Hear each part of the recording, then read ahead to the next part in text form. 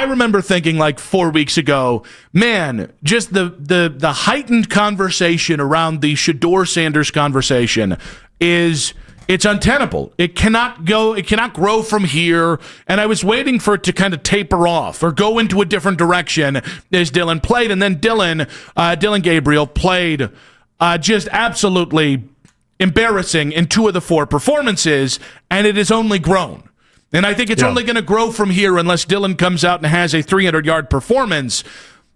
4 weeks ago, I thought it was untenable. I thought it was adults showing their ass on both sides in public, and yet 4 weeks later, somehow both sides, I think, have outdone themselves.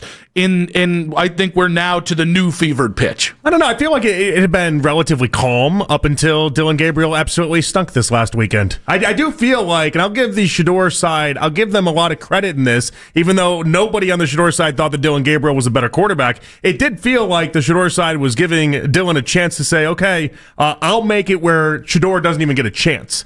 And to be fair, Dillon had that opportunity. Like, he did. Like, that was the world was in front of him that way. Like, he could, if he was just great at his job, it would no longer be a discussion, but he's not good at his job. I just think, so I can only go by, off our mentions on social media to the videos we put out there. I think about 2 weeks ago, it was a little slower, but I mean, where we are right now, I mean, it's no longer about Shedeur, right? It's about what Shedeur stands for people. And I think there are people who have part of their identity wrapped up into Shedeur for the better, that think that this kid's going to be a very great quarterback and they want to see him shine through in excellence. Mm-hmm. And I understand that. It is the ultimate fandom to be a fan of a player in that way.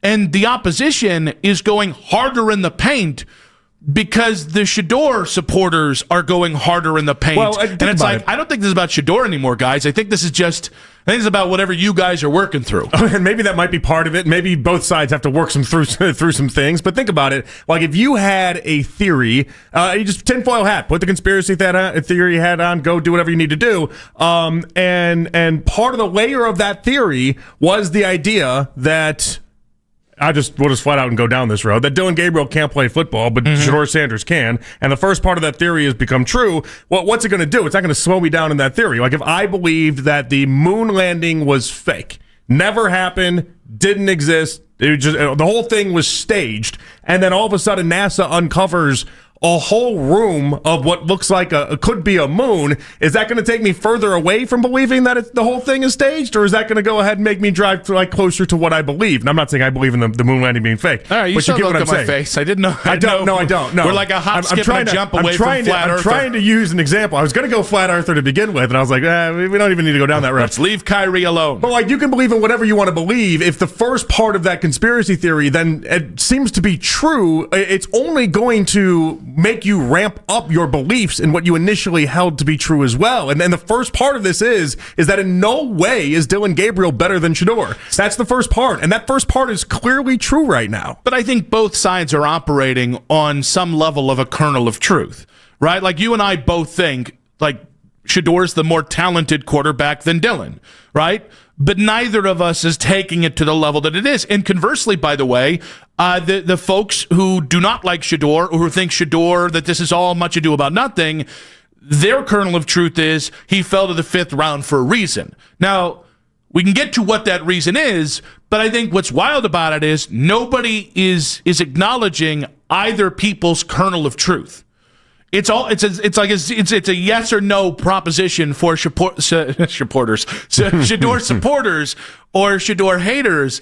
And I'll be honest with you, there have been so many things that have just been fascinating to watch in real time play out. And not just in sports, but just watch it unfurl and go, wow, we have lost the plot to some degree or to a great degree. And the Shedeur thing is I'll be honest with you. I heard Lima today, and I'm like, oh, you're just digging in because Deion Sanders Jr. made you feel bad or made you feel some sort of way with what he said the other day, right? And by the way, it's totally understandable. If you've had, for 1/2 a second, if you've had social media come after you for anything, it's unmerciful. It is once somebody in social media has said something and people have clung to it, That's what you are to those folks until they have some sort of incredible information.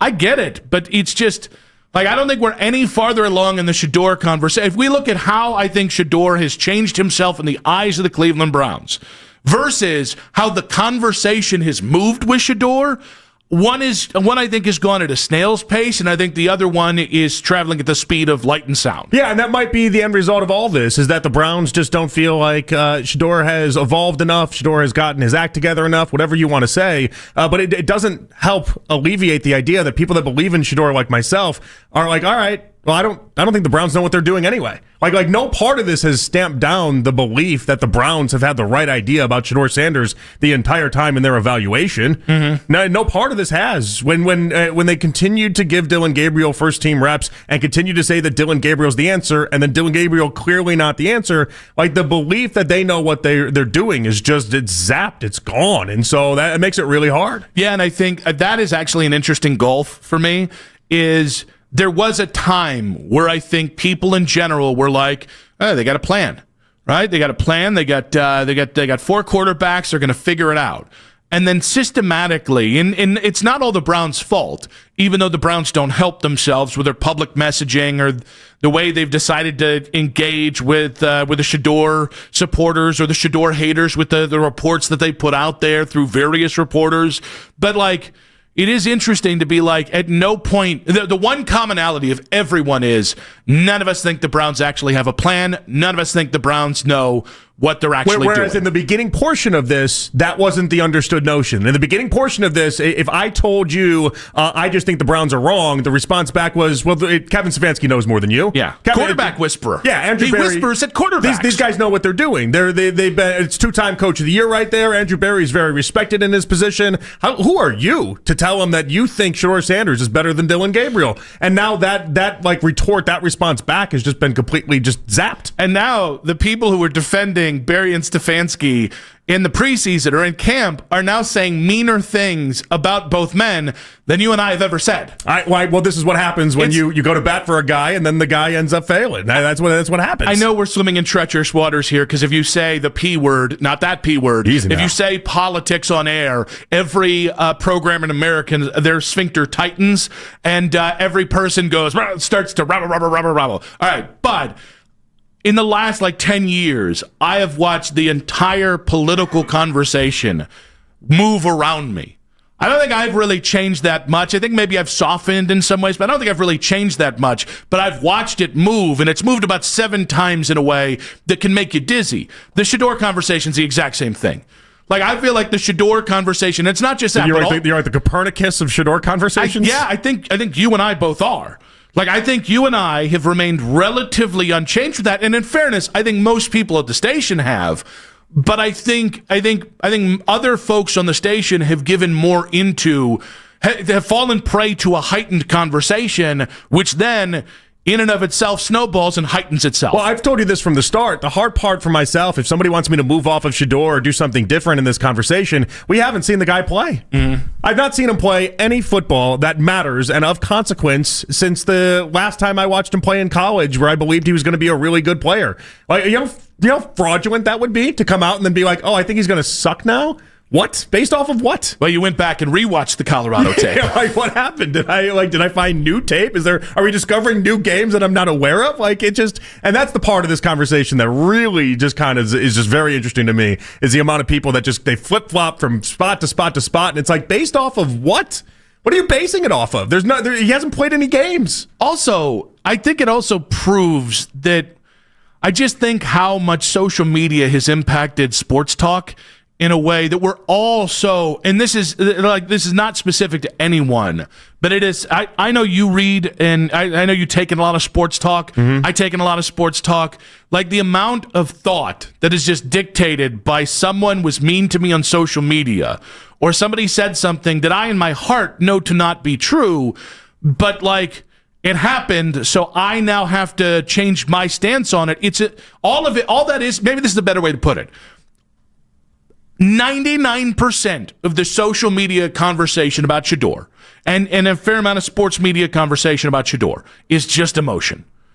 Logic and, kind of, I don't want to say narratives, but like thinking this out and thinking this through about how the NFL works and how the situation the Browns have put both these kids in. They're out the window. For like 99% of people, it just can't be done because it's a whole conspiracy. It's the tinfoil hat thing.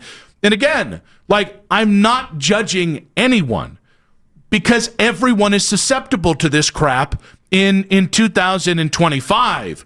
But holy cow, is it a lot?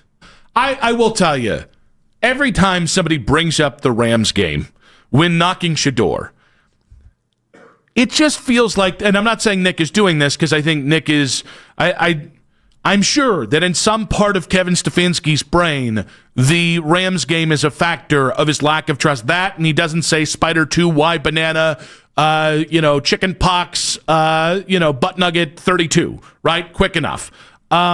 That's an awful play call, by the way. I thought butt nugget really took it home. You could have just called it an end around. However, I do think it's part of the calculus. But when I hear it within an argument against Shedeur, it feels like the laziest response that I've ever heard because the kid was better in the game previously. As a matter of fact, in both games previously, he only played in 2 games. But in the Panthers game, he was really good, and he was the better quarterback in practice, whereas nobody is mentioning how bad Dillon Gabriel looked in training camp and the preseason until the Rams game when factoring in their assessment of Dillon Gabriel. There's always been something wrong with that. For me, it's more the idea that everything had already been settled by the time that Shedeur even got a chance to play in that final preseason game. Yeah. And so I said it at the time, because the moment that Shedeur went to that high school football game on the night prior, it was like, all right, he's in a different world right now. Like he's demoralized because I think he thought he was going to go in there, play like he did in the Carolina game, and be able to win some favor. But I thought he just got broke down to the idea that there was nothing he could do that was going to sway Stefanski. Every time he did something positive, down from the training camp and how he actually performed and what was charted relative to the game itself, it was like he just got knocked down a peg every single time. There's a part of me that says, and by the way, I believe what Nick believes. I believe that Stefanski just does not trust Shedeur to run his offense. And you can take this one of two ways. But I think it goes back to the idea, one of my criticisms of Kevin is being all too precious with his offense. He was all too precious with his offense with Deshaun Watson, and it took him 2 years to realize Deshaun didn't like to do any of the stuff in his offense, didn't know how to do it, and didn't want to do it. Yeah. And that's a long time to waste on, but it's my offense. Even something like the nomenclature you use when it comes to play calling. It's like if there's like 3% of quarterbacks that can get it, then change what you call crap because you can call it peanut butter. And if guys associate it with what they're supposed to do, they're going to get the damn job done. Yeah, they've been changing that all across the NFL. We've talked about that, how a lot of the coordinators across the NFL have made it about as simple, as easy, and as easy as you possibly can. Like, they're going down to like third grade level stuff for some of these quarterbacks in order just to make it stick. Well, but imagine, like, if Shedeur was having problems remembering the plays, okay, that's a legitimate problem.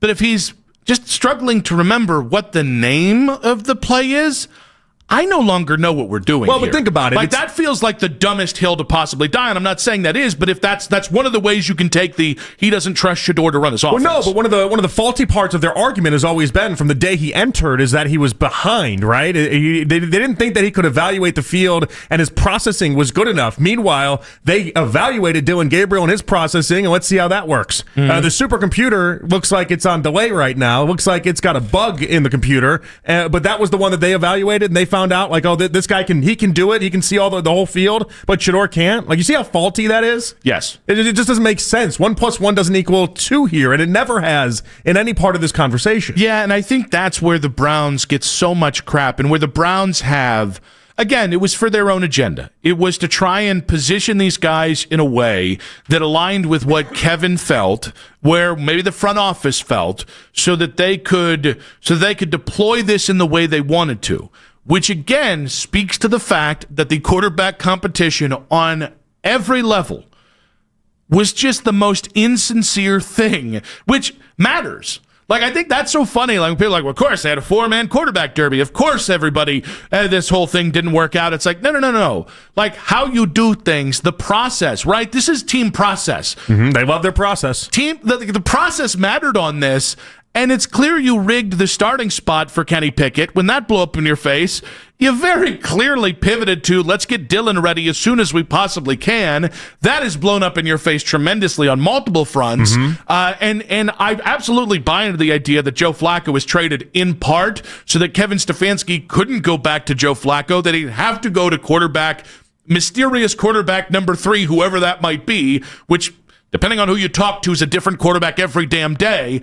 But, like, it's just so funny to watch this play out and go, like, oh, this didn't have to be built on the shakiest foundation. The premise is shaky, but the process could have led you to a proper result, except you were stuck on the predetermined outcomes on all fronts. But they don't have to end up botching this in the extreme way that it looks like they currently are. Like, you can fix this. You can remedy this. It just, you have to be willing to either wave the white flag on Dillon Gabriel at some point, or when you move off of Dillon Gabriel, actually give the ball to Shedeur. And that's where Costos is like, wait a second, I don't think that's going to happen. And that's where I think Shedeur fans are really going to lose it. If they let Bailey Zappi start before Shedeur does, I think a lot of fans are going to get really irate. If they do what Ashley said and sign a veteran quarterback to bring in here, because that is a 2-6 football team, they think they have a chance, I think you're going to have a lot of upset Shedeur fans. I mean, I think anything other than just going to Shedeur is an absolute waste of time. For sure it is. Bailey Zappi's a waste of time. For sure it is. By the way, I don't think a veteran quarterback's a waste of time. I don't think playing Dillon, if you believe him, is a waste of time.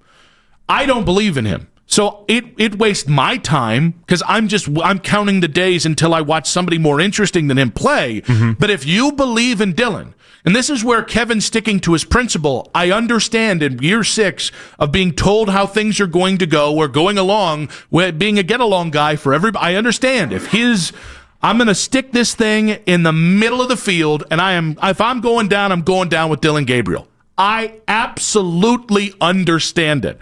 I think it's a one-way trip to getting the hell out of Cleveland town, but I understand it. But it just continues to go to, if you go, like, it's not that it's even insulting to Shedeur. Like, every little bit of setback that you get is a way, I don't want to say it paves for comebacks. Setbacks pave the way for bigger setbacks. There we go. The Kevin Stefanski. The one speech that people latch on to. Because that's the one speech he gave. Well, because he's clearly Tony Robbins. Yeah. I mean, he might as well be. Does he have gigantic hands, too? That guy's got some mitts on him. However, he's a big human. I understand it. But I think at the same point, like, I wonder if there's a stubbornness from the Browns. Like I mentioned in the first segment, that there are people who are no longer really having anything against Shedeur. It's they have something against how they're being treated by Shedeur supporters and how they're being addressed and how it doesn't feel like you can have a genuine conversation about Shedeur, which is understandable. It's human nature. I wonder if part of this stubbornness from the Browns, if they go anywhere but to Shedeur from Dillon, if you go to Bailey Zappi or to Sean, or you bring in another veteran quarterback, which you mentioned, Ashley Basnick, part of me is just like, are you just doing this to spite people? Because again, I don't think it would be to spite Shedeur. No, but it kind of feels that way. It does. In many ways, it does. It kind of feels like there is some sort of spite that is happening if you don't go to Shedeur next. Because Shedeur, any sensible coach would look at Shedeur and say, that's my lottery ticket. That's my chance to save my job. Bailey Zappi's not saving your job. You'd look at Shedeur and say, this is the opportunity. I like the way you said that with some English, like Bailey Zappi, almost a little Stephen A. Like Bailey Zappi's not saving your job. I liked it. It was not. Wait, was it English or was it Stephen A? A little bit of both. An English version of Stephen A. A little bit of column A, a little bit of column B. Every now and again. We're in this weird gray area where, like, if you told me Shedeur would play at after halftime on Sunday if the Browns got behind, yeah, I don't think I could say, like, I'd be surprised. At the same point, if you told me that like he just never plays. He's playing this season. At some point, he's playing this year. Okay, maybe it's for a quarter, maybe it's for a game. Well, because all the people that are convinced that he's so far behind, and the Browns don't actually believe in him in any sort of way, like that's got to be on the card for those people, is it not? I think it is for those people, but here's the problem: the Browns have already started to change their narrative on Shedeur, which, as you pointed out, means they're much closer to playing him than not. But if you said... Or just wait until they turn on Dillon Gabriel. Wait, I can't wait for that to start to happen. But if you said, hey, he plays it after halftime on Sunday, I'd be like, okay, I can kind of see that. If you also said he doesn't play till week 15, I also can see that. Because I don't think this is no longer a authentic or genuine quarterback situation. There are so many different things going on in it, and I think there are so many different biases, and I don't think I want the best thing for the Browns to come out of this quarterback spot this year. I don't know that everybody might feel that way, but everybody's definition of what the best thing for the Browns quarterback situation is in that very own building seems to not be the same thing. What do you mean by that? Meaning, like, if you went to 5 people in that building and you said, what's the best thing for the Browns quarterback situation the remainder of the way? I guarantee you will get 5 different answers. Isn't the best thing just to find your franchise quarterback and then be off to the races? Oh, yeah, that would be. But even that, again, the definition of what the franchise quarterback is, I don't think they can define that. Or can agree whether it's Dillon or Shedeur or Deshaun Watson. Like, Albert Breer has been insistent. Deshaun's the most talented quarterback in the Browns quarterback room. I guarantee you, if you ask them, there's going to be at least one person saying yes. I guarantee you there's at least one person saying Shedeur. There's at least one person saying Dillon. Maybe this is why we always end up in a situation where it feels like the Browns don't know what they're doing. There are too many cooks in the kitchen. We have too many people with too many different thoughts and too many different opinions, and ultimately it just ends up looking like there's no continuity, and they just end up looking like idiots at the end of the day.